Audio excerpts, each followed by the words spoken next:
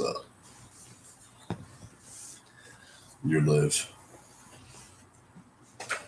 And if your name is Liv, that's so cool. It's like I'm talking just to you.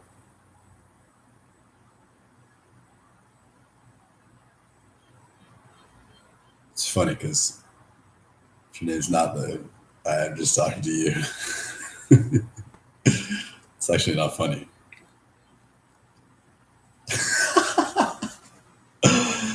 Good morning. Hi, I'm Elliot.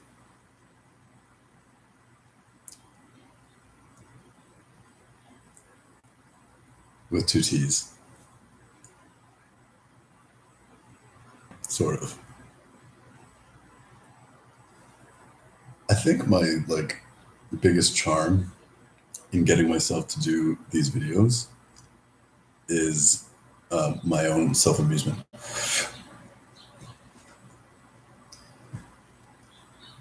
Who the fuck am I kidding? I wake up in the morning with that charm, basically. Hi, it's good to be connected to your voice.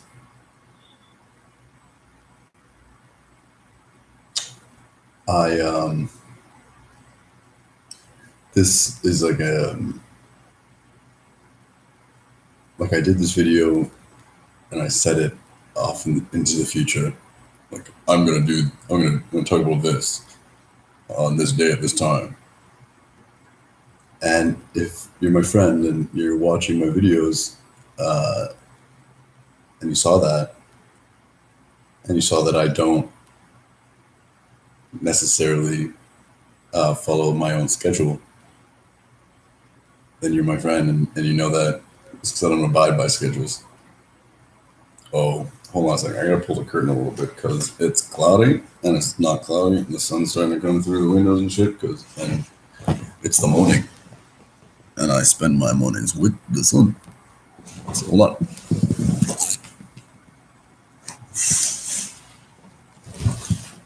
Oh, that'll suffice. Isn't that better? Wow, look at that. Where was I? Oh, I'm being prickly.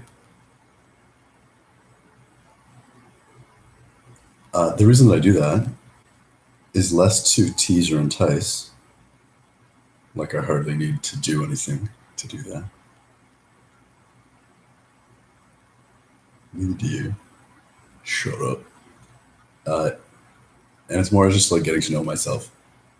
When I am inspired to speak on something, speak of something, or share, it feels like I'm connected with someone. Probably someone that will eventually listen to those thoughts and whatnot, or that's having the same ones. And so I want to participate in that conversation. Oh yeah, you guys in for a treat today because I'm usually just not on camera while I embrace the light. So I guess really I'm in for a treat. I guess we're both being treated because I typically don't share this time. So it's nice to share this time. I just know myself. And the hoops, as it were, to make a video and post it, for me, are many. Because I just want to talk to you. Or listen, or bring up something to be challenged. And there's nothing natural about coming up with a title, a possible description, a bunch of clicking, a fake photo, and then you start talking. So I just noticed that that process often stalls me. Also, because when I'm thinking or talking to anybody, it's oh, let's have a conversation. Yeah, I kind of want to talk. Something get inspired in the moment, and then wait 5-10 minutes and then come back to it. No, you just talk. fucks up my flow, yo. And the amount of times that I've started to make a video, which is why I do all these things live now. I used to produce them a little bit more because it was fun for me, figuring out how to do all that with technology.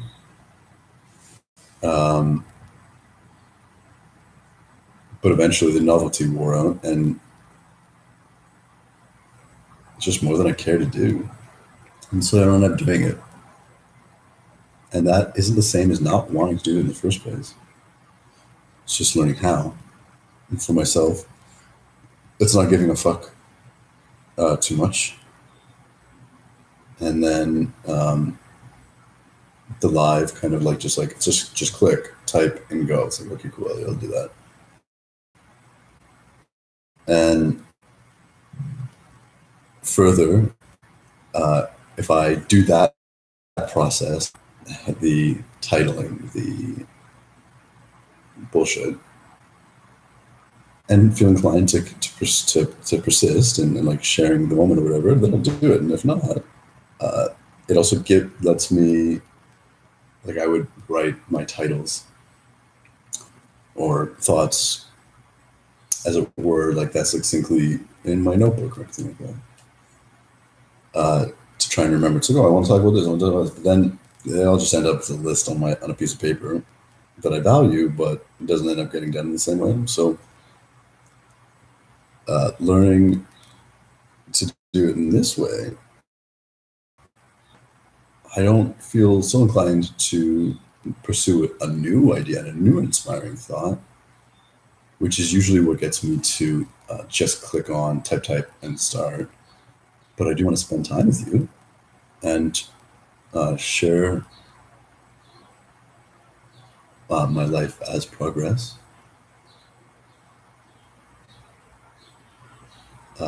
That progress with you.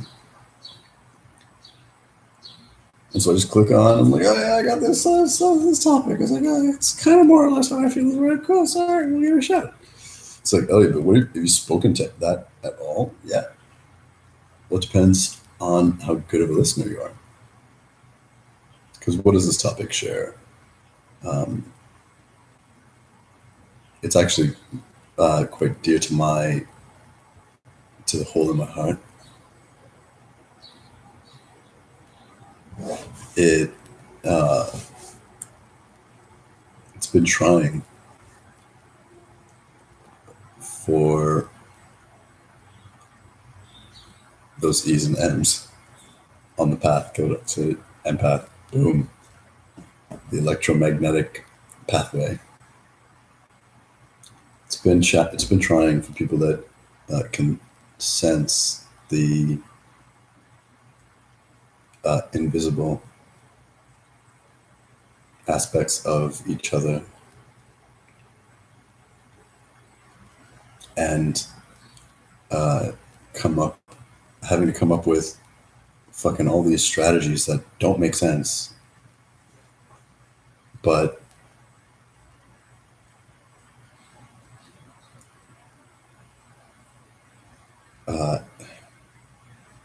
make us appear effective to a nonsensical world. Thus, to our diminishing sense of our insecurely belonging self.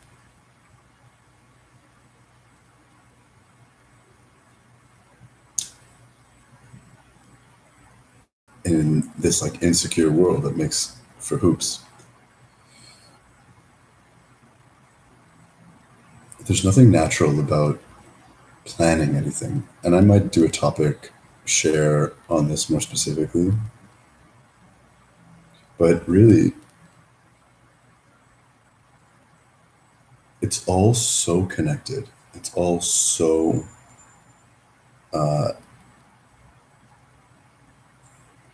kind of dependent on each other, these facets of control, manipulation, of being lost. We're not to be lost on a path is not just a few steps off the trail, nor is it a matter of simply finding the path. Lost is one of those words that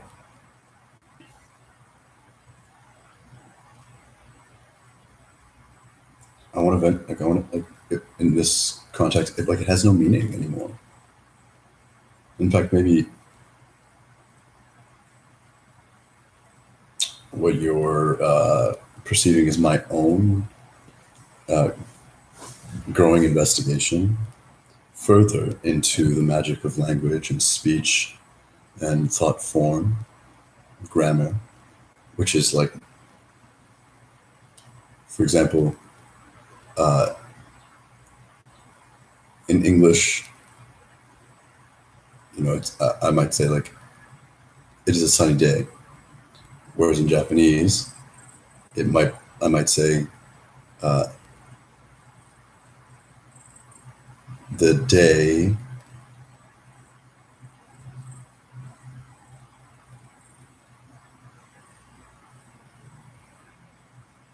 is sunny today or something like that. I'm not going to get too much into it because that's a fucking tangent, but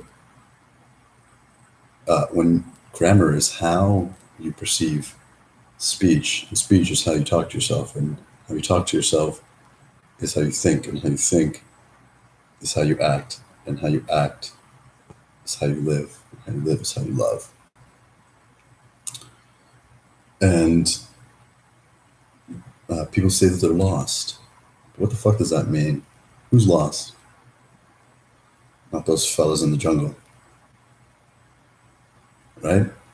Lost and found. Well, is lost. If a lost and is never found, is it lost or is it disappeared? For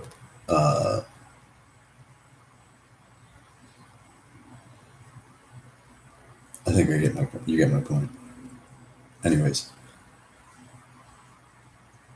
there's nothing natural, and I really mean this in the most divine, spiritual, and cosmological sense,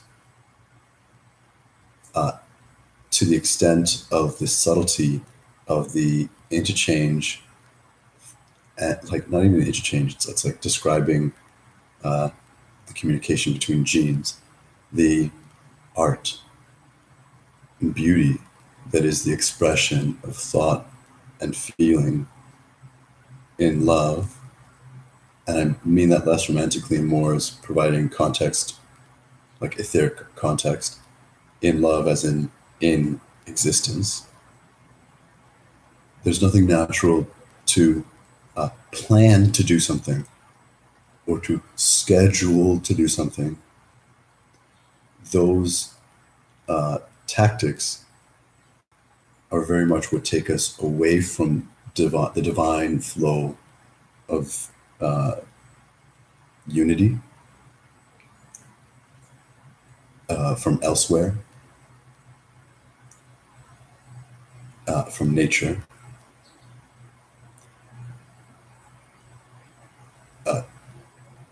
An easy way to understand this is to like uh, animals, plants, nature. I was gonna say less conscious beings, but like, are they really less conscious? They don't they don't have a day planner. There's no I'm going to, and commonly it's like, of course, Elliot, but that's what makes us human. That's what makes us superior. That's actually, it's not that makes us superior. And the only superiority is like the parent of a child. See what I did there? And that one's like taller, the other's shorter until they're not. And there's like a teaching to student until that switches, right? Like,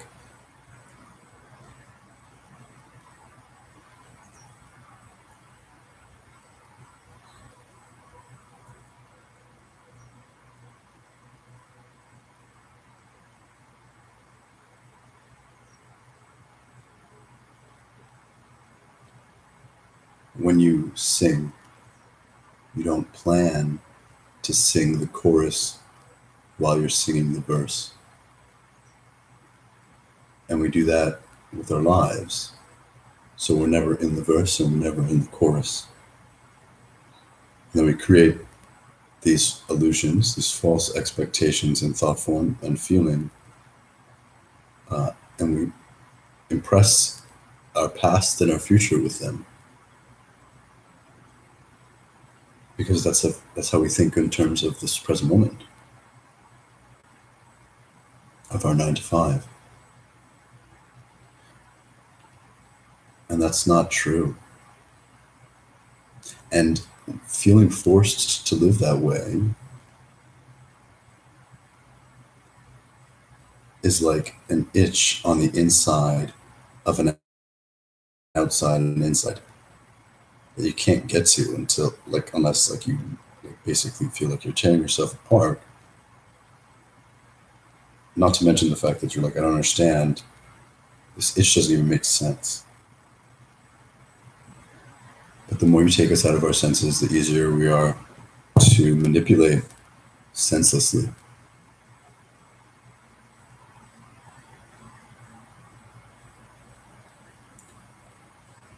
So to sum my scheduling,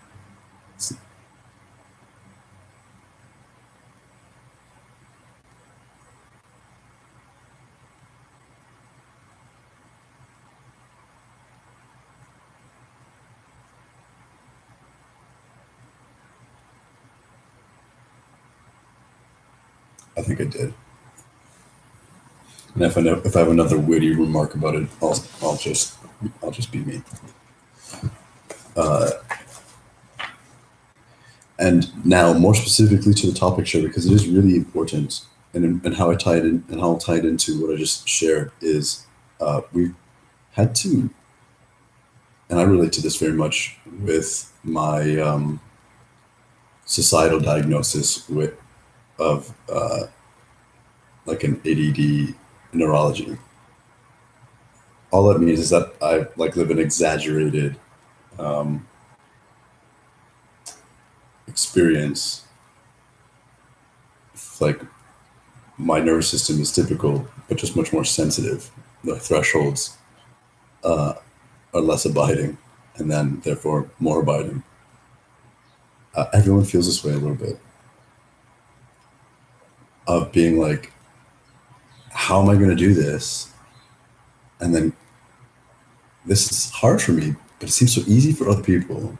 And then creating these systems of motivation to get ourselves to do the things that we don't want to do, but it's like, but society incentivizes and rewards us if we do them. But then like those incentives and rewards are in themselves like soul sucking and life deforming, and it feels like dying. So it's like, well, that's what brings us to now, to today, to this paradigm shift, because enough of us, this are like a generation of souls in like this process of rebirthing, has spent enough time trying to follow the rules, playing the rules, challenging the rules, and to realize like, oh fuck, we make the rules. If we don't, then I insist. So fuck it, let's do it, because they don't make sense. But for our lives so far, that's really taken away from our innocent expression of self, because innocence has been a target of, it must be a target for controlling intentions. Because it's not because innocence can't be manipulated, it's that innocence collects together.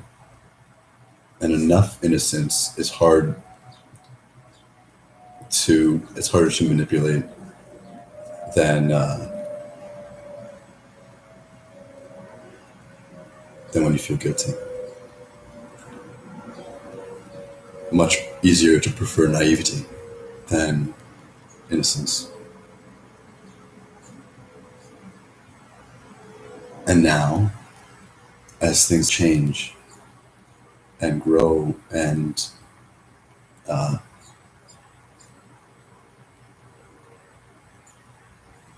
reform to match our persistent and potent song, our vibration, in the nature of beauty, and we continue to cycle through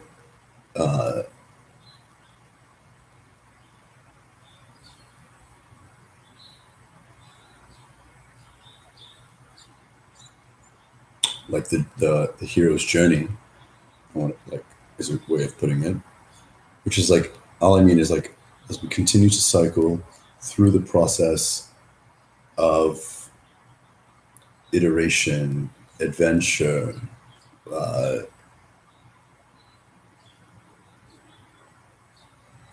almost like the infinitely continuous sequels of our own reinvention.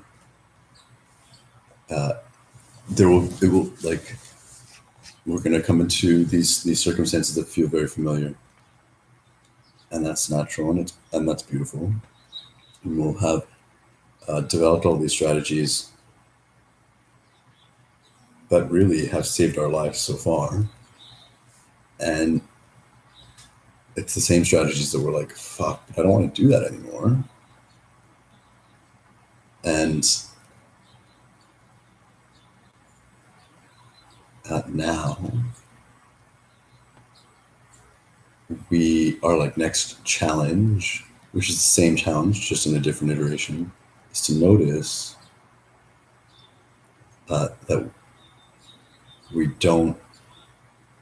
aren't like that way anymore, scared and insecure appropriately, and that the world that we are inventing around ourselves, or pulling in around ourselves, drawing in around ourselves,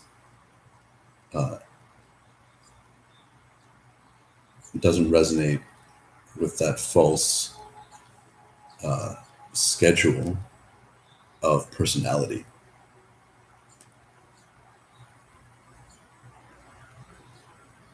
So now I'm gonna like, I wrote this, all right, and I think with that preamble, this will be quite enjoyable for all of us. Right. So I wrote, returning or rewound or refound in time of paradigm shift. A chapter or book even has to come to a closing, and this new beginning brings with it seemingly familiar circumstances that are in actuality not similar at all. Previously, as in role, being loving, empathic.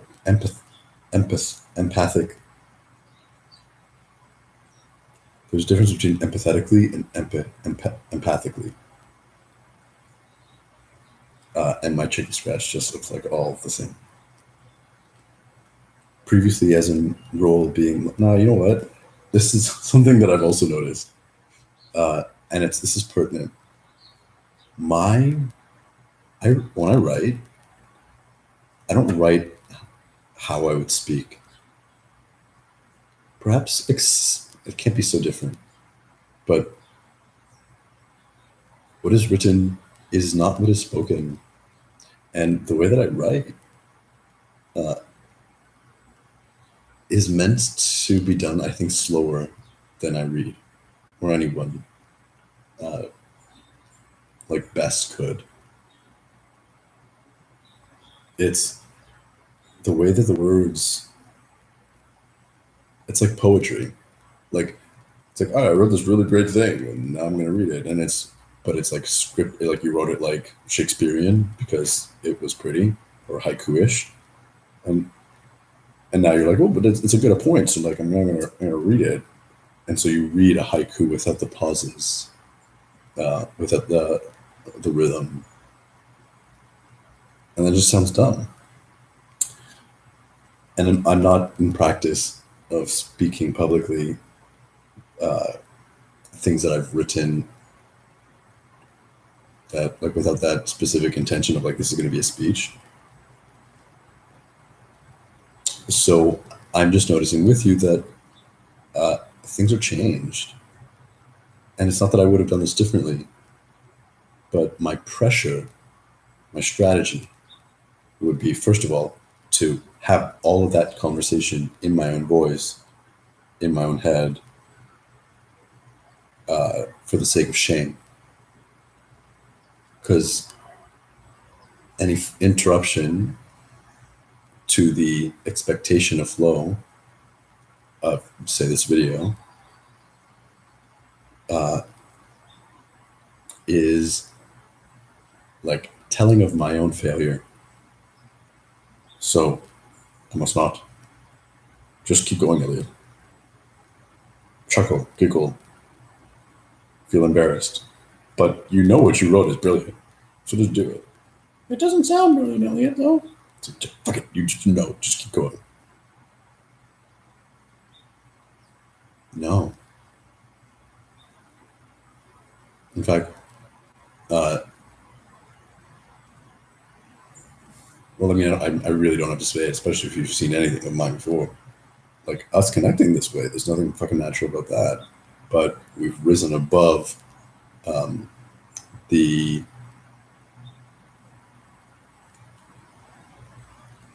traumas, the wounds that have been disturbed, so as to be able to persist in not wild territory, but polluted territory.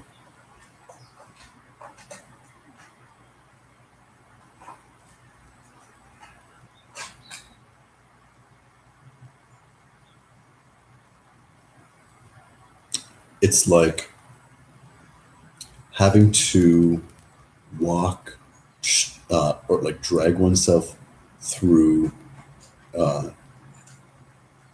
cultural tar, like a tar pit, and then with a greater expanded awareness, the tar pit is still there, but you realize that you are at once like a tar beetle, so at home in the tar, and that the tar pit is actually also really tiny from a perspective. So you're a tar beetle, you're like the size that you thought you were, and you're also a giant in perception. So the tar pit can be a tar pit, but we learn to meet the environment with a greater expanded awareness, and then come at it sometimes with whatever perspective allows us the most amount of freedom and movement. So I'm using YouTube, even though I know it's a tool for enslavement. This digital transmission, this expectation of connection, everything like that. But in my knowing that it is that way, and moving past my frustration and rebellion against it, I can be the self that I am that could never be restricted or even misconstrued by something as weak as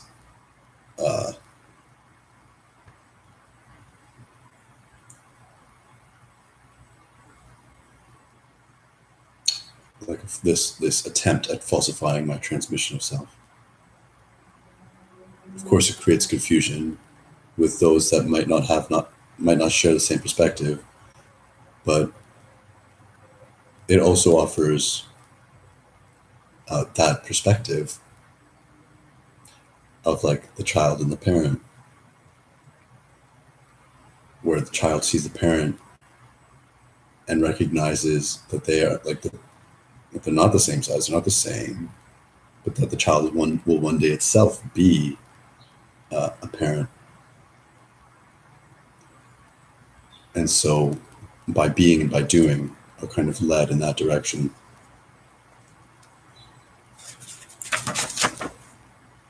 So I'm not going to actually read it because I realize that that's not, as much as I want to share literally the words, right?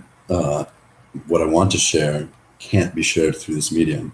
But having just written this, I think yesterday, I can continue my point that we're still making together, and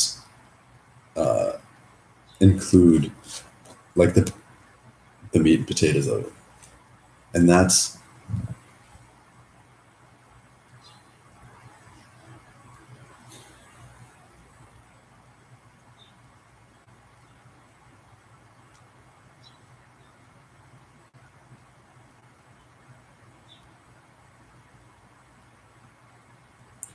all those strategies of defending ourselves.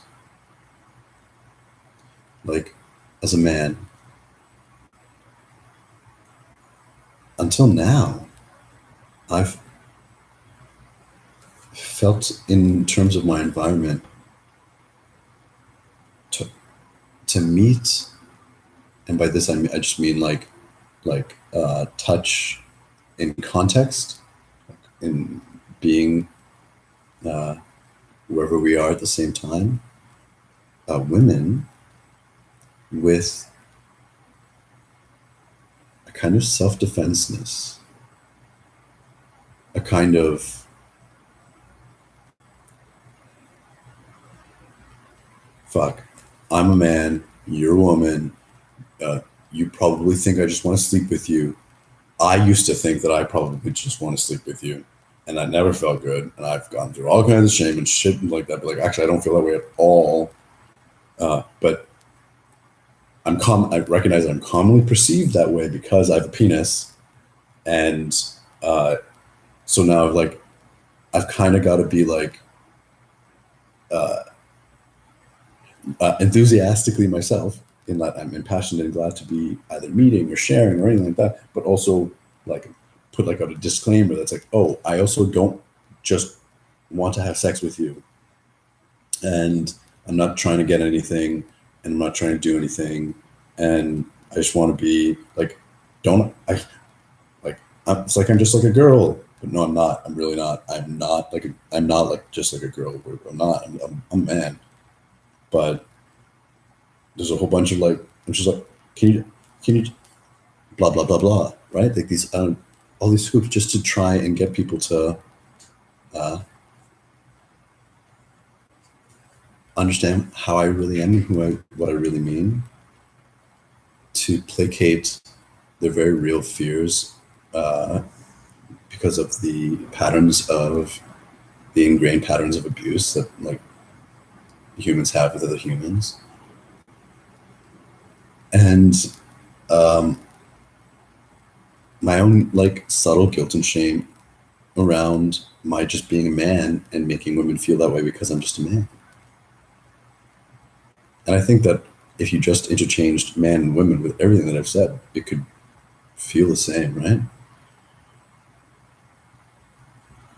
And it could be a job opportunity, a business, anything and everything.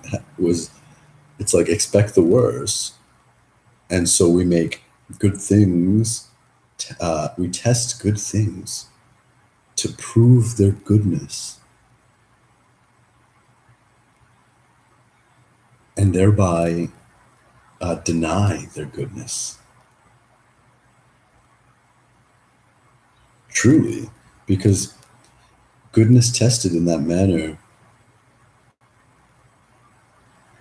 doesn't come through the tunnel still as goodness. It changes it.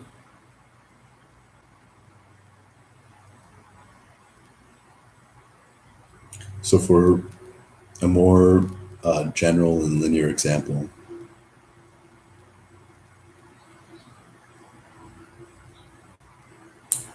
as an empath or a person that feels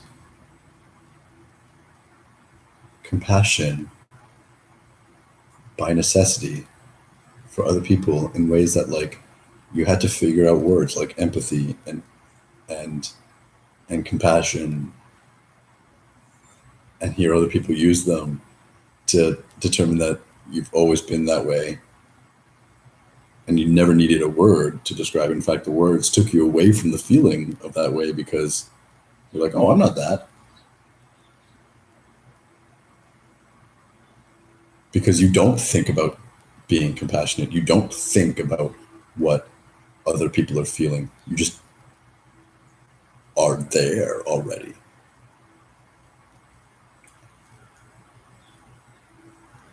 And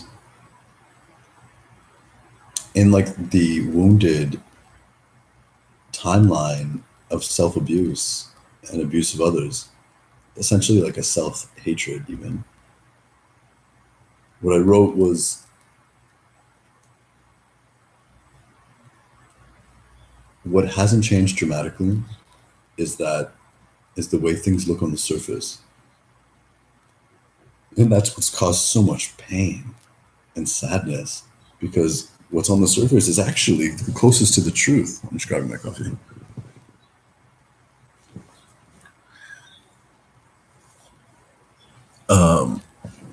You know, you meet like a person, or you have an idea, just something that gets your blood pumping, and not like you've had too much coffee, but like you've had a cup, and it's a beautiful morning, and you're just like, fuck yeah, life's good. And then you delve into your experience of it, whether it's a person in the form of a relationship, an idea, anything. And not long after its conception, like all good things, you want to go deeper into it. There's this like resistance that doesn't make sense. Like, speaking personally in form of relationship, lack of honesty, in my experience, on part of really both of us, either by outright lying, which is my experience of other, or by creating like almost like a private world of self-judgment and not good enough, or why does this person feel that way, or anything like that. Like, just like basically all the things that we don't say and want to say, that make no sense. Like, shit gets illogical, in like illogically, in a, if the logic, by logic I mean love, it's like unreasonable. Nothing needs to be that hard. If it's like a relationship, all relationships can last forever.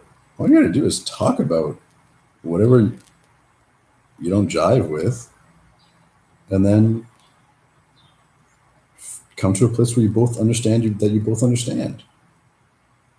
That's all. Nothing. You don't have to change the dynamic of the relationship. The relationship is already it's already set in stone.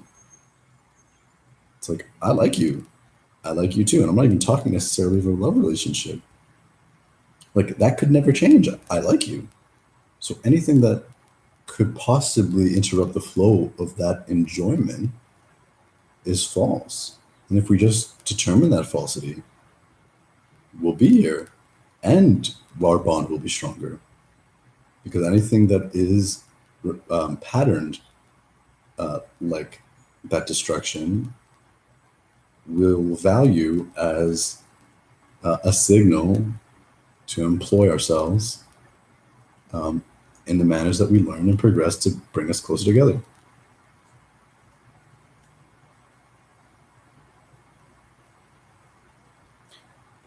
another example is like I've come up with a few, dare I say, brilliant uh, like platform ideas, business ideas, things like that, that I think would like bring me my at that time perceived uh, desire for success. But really, it's just like actually the world will just be a better place.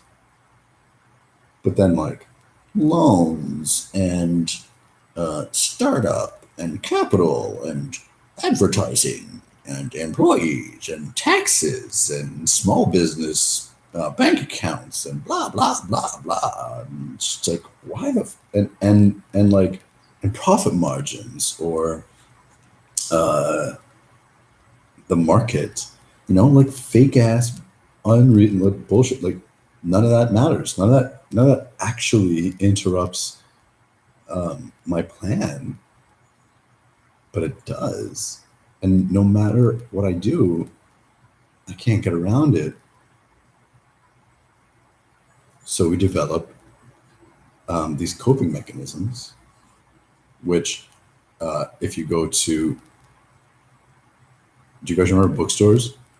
Okay, if you don't, a bookstore is this place where we sell books. If you don't remember what books are, I joke, but like really, uh, sorry, you just actually got like a hint of like a seething for the sake of literature because nobody reads anymore. It's too slow.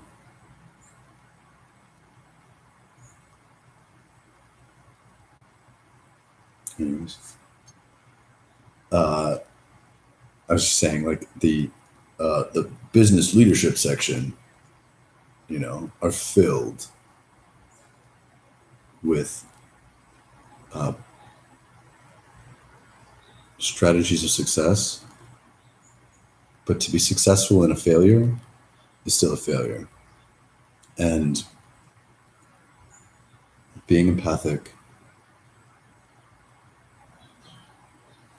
the only place society has for itself in the way that we deem to be successful is suffering.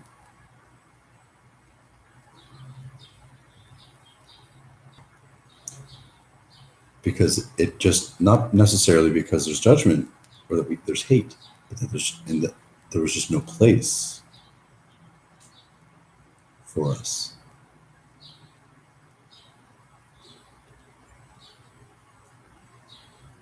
And beyond that, by virtue of that ignorance, not only was there no place, but we were being separated and pulled apart, which makes sense because like empathy, and what I mean by that when I say it is what is like love in the universe. And if there's no place for that anywhere, then that anywhere will be pulled apart by love to bring love back together.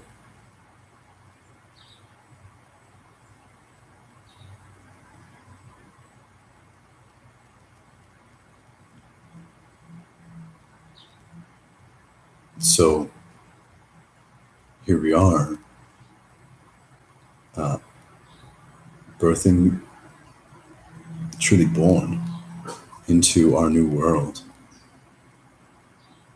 where our strategies for safety are habitual and will feel, in the nature of like character habits, inclined to still use them, and they won't feel natural even more, you know like being nice when you don't feel like being nice to someone that's mean, something like that, right? Like just no, I don't want to be that way. No, I don't want to be that way. We've lived our whole lives feeling like that.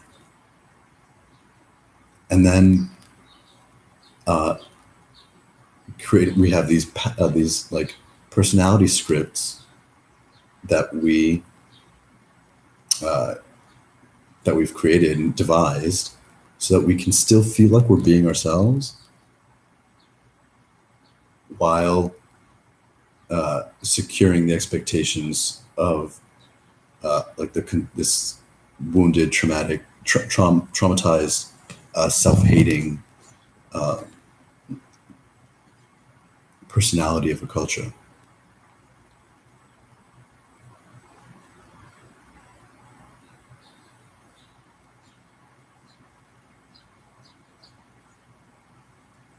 But we don't have to do that anymore, obviously. Uh, and it's never felt like something that we've wanted to do. What I want to say instead is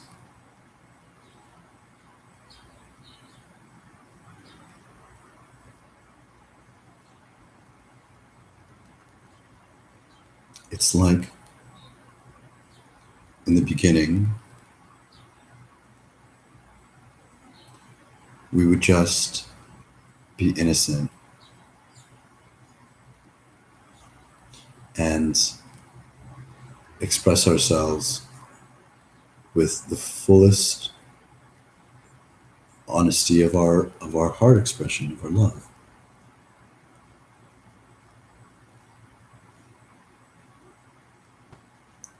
And then through this journey, we've learned to stay in our heart while also kind of guarding it and covering it up and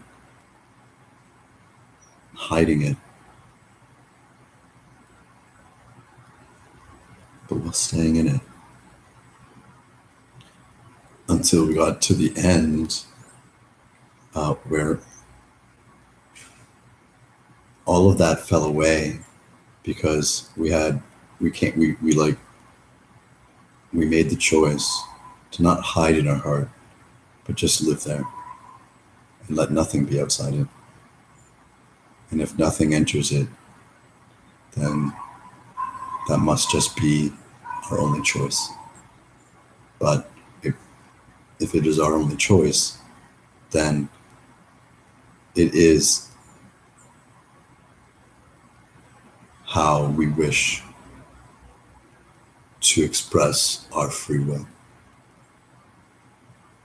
If we have free will over anything and only, then let it be our hearts and how we live in them and what we allow inside. And let that be our lives.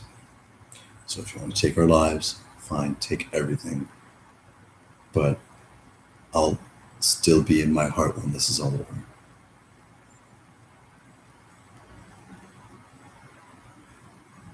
And then we didn't die. Sort of. Or rather, we died, and yet we're still here. And that ended. And now we arrive at the beginning where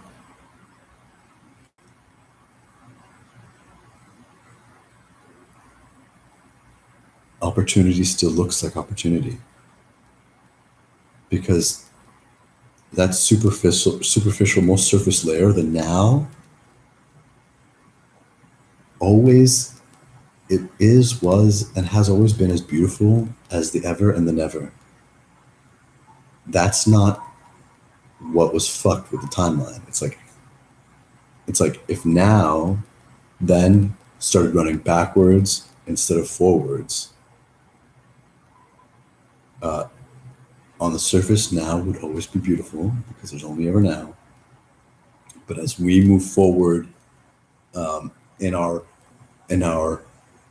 cosmic entirety, then in our like microcosmic existence on Earth and the solar system and this galaxy, we're instead going backwards, then like our flow feels fucked. But always on the surface, if you just took a picture, it'd be like, it looks good, looks like I should, looks like what I want, but it's not going where I want to go. Now the flow is returned. We're back on. I mean en français. En. All right.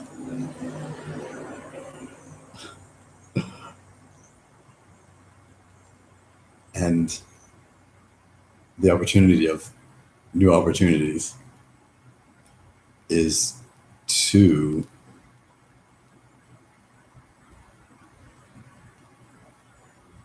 be as we were in the beginning, without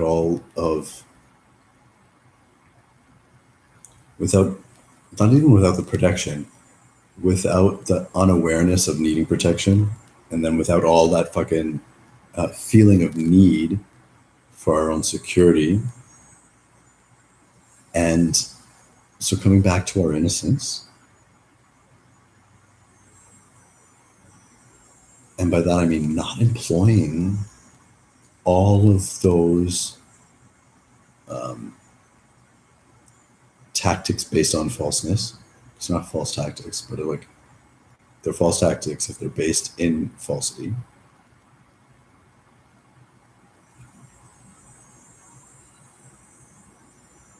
So, new beginning, return to innocence, a dissolution of all our weaponry and all our armor,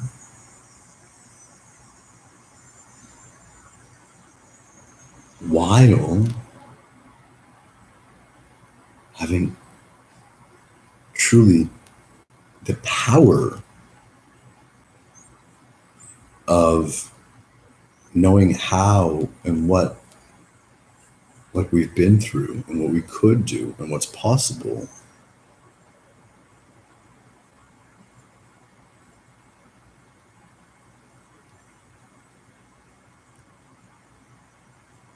It makes us the opportunities makes us something we've never been before.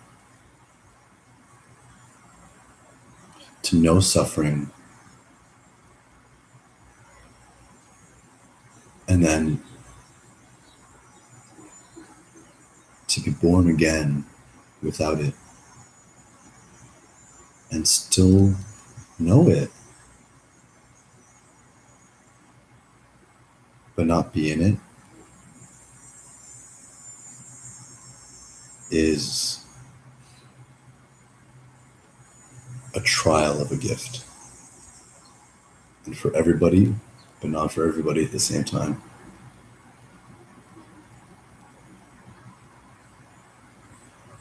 So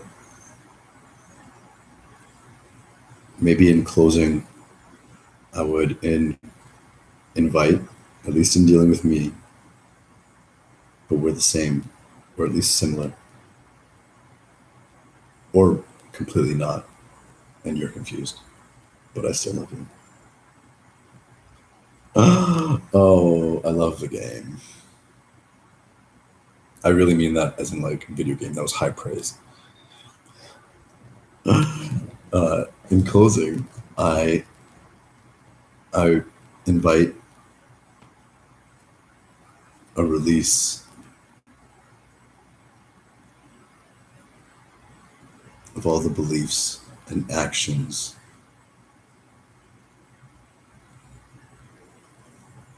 that take away our impervious soul nature. I invite reality when it comes to heart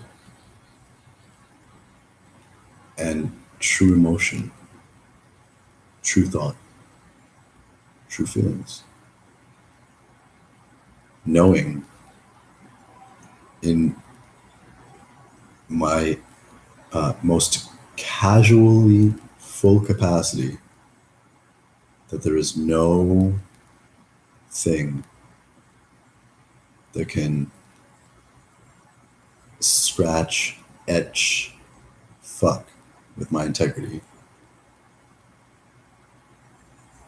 So I need not deploy.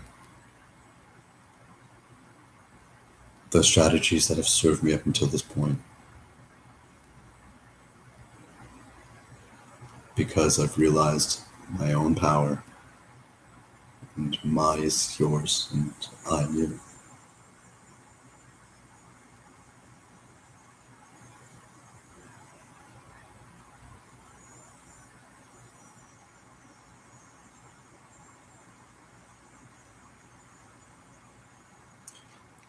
If you might relate a lot with this, and if you really, really do, then we're probably closer in soul than not. Because this isn't a generalization, even for empaths. But as a child,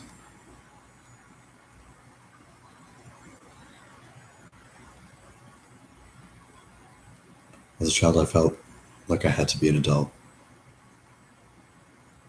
and I wasn't mistaken.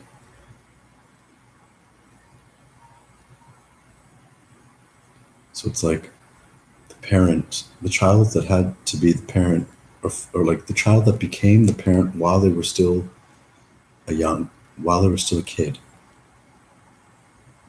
has grown into uh, a parent, an adult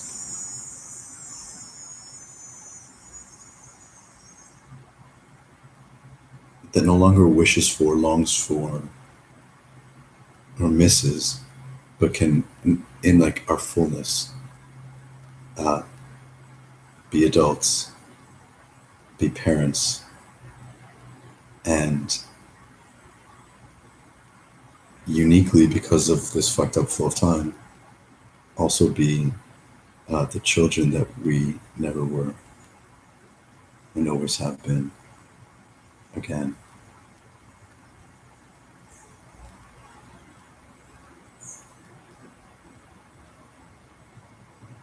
I think I'll close it then.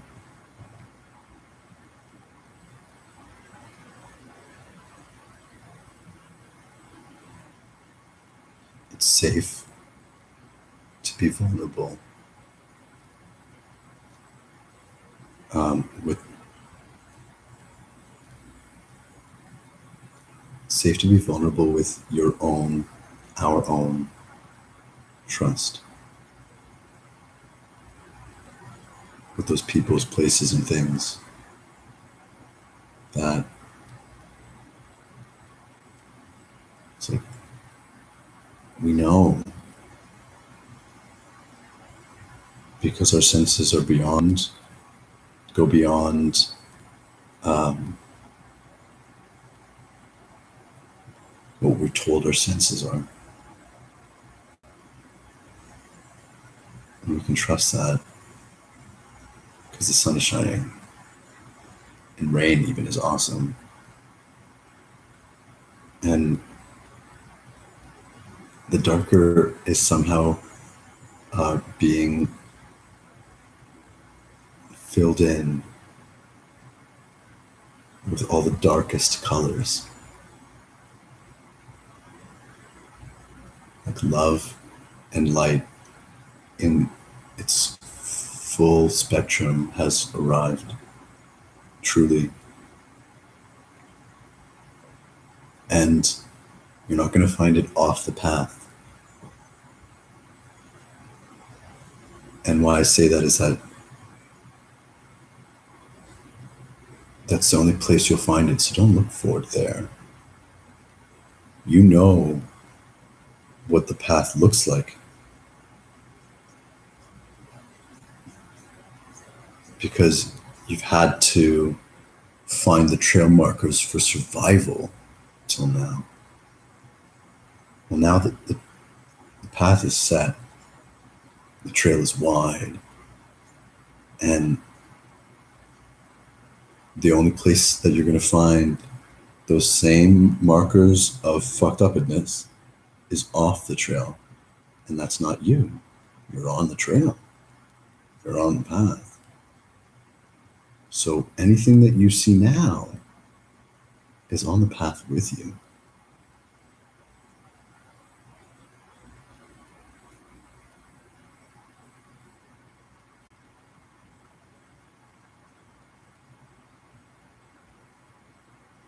everything you see now is on the path with you. And the path is where you want to be.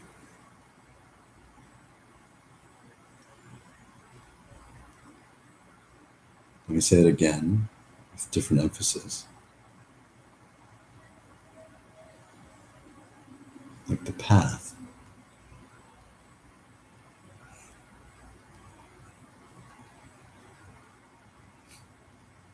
it's like not even the emphasis, it's the grammar. It's like you are where the path wants to be.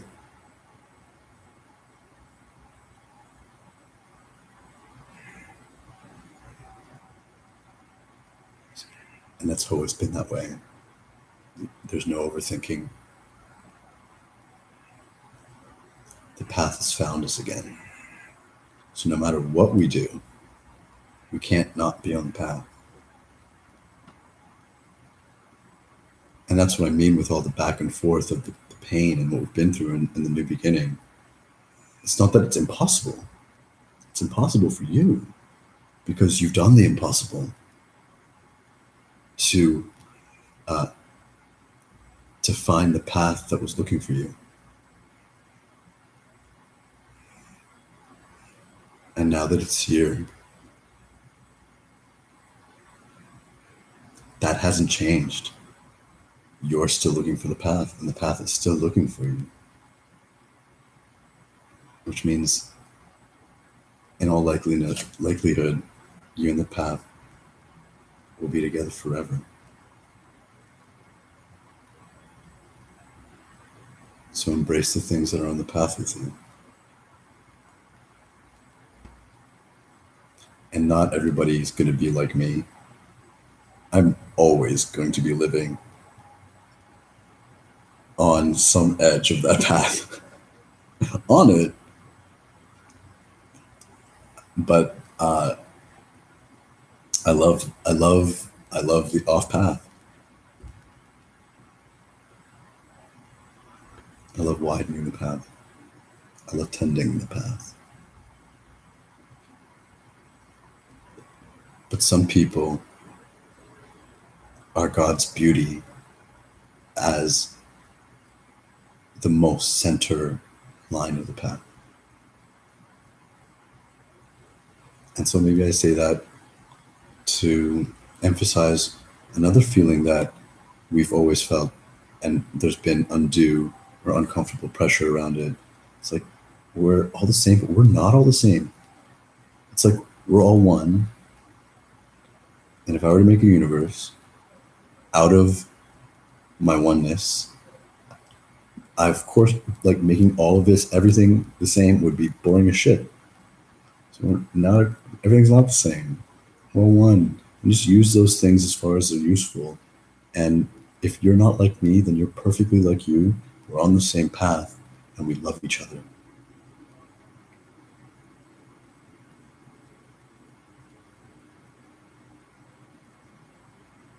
And it's glorious. I'll end with this because I'm just realizing it, sharing it with you. It's really wonderful. Like,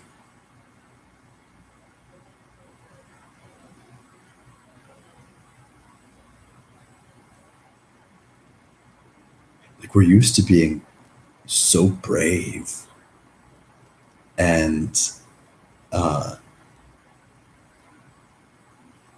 like I don't know, combine like adventurous, charming, passionate, and aggressive. You know, like we're used to being this like rah, like really fucking to come up against all the resistance to our truth.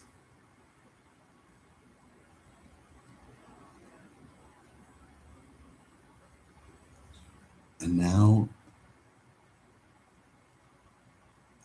we get to be that way in the best ways with no resistance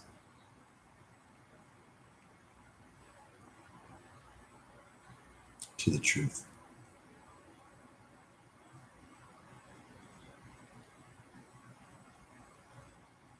And that will become more familiar the more that we do it with each other. Because that's why we find ourselves in these small collections.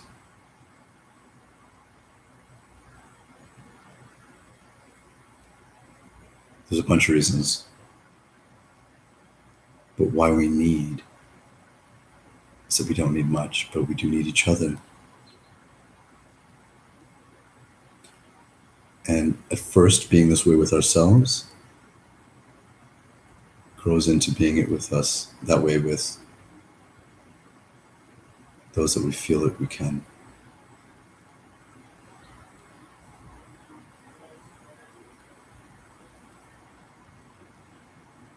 Congratulations. And you're fucking wicked. I'm honored to be on your team.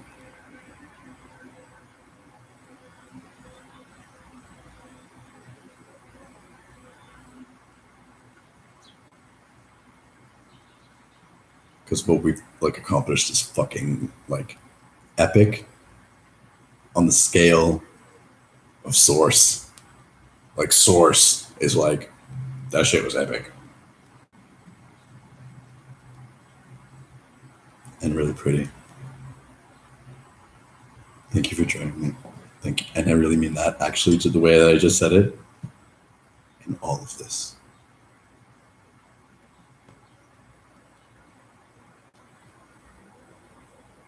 Believe that shit's about to get real fun. It's true.